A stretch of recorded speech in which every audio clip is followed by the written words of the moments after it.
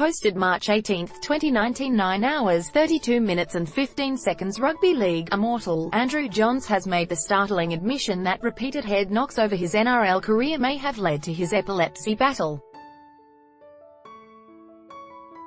Johns was recently diagnosed with frontal lobe epilepsy after suffering 2 major seizures over the past 3 months.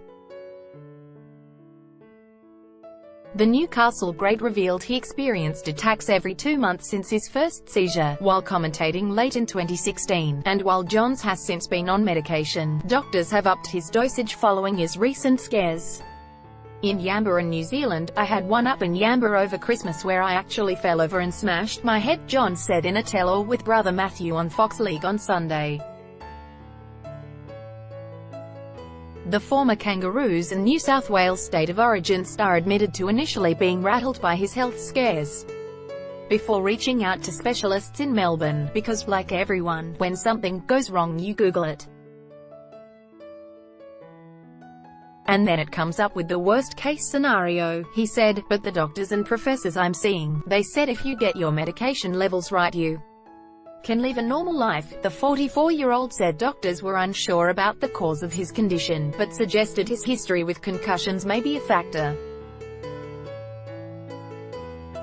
Head knocks have been a serious issue for the NRL in recent years, with the game's lawmakers strengthening its rules around blows to the head.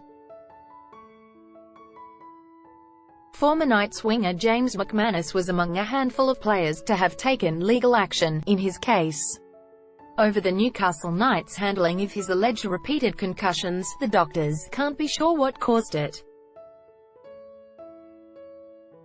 It could be something that popped up later in life, Johns said, but they think maybe, and that's maybe, a contributor could be some of the concussions I've had, some of the continual head knocks. This comes after approved payouts for concussion settlements for former American NFL players reached $500 million, $697 million, after just 2 years.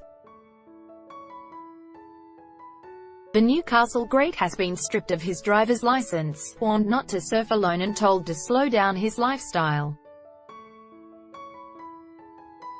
He attempted to describe the moment he first had a seizure in 2016. I was commentating and all of a sudden something came on in my body, where I went into this trance-like state, Johns said. I went into this dream. It's hard to describe, like deja vu.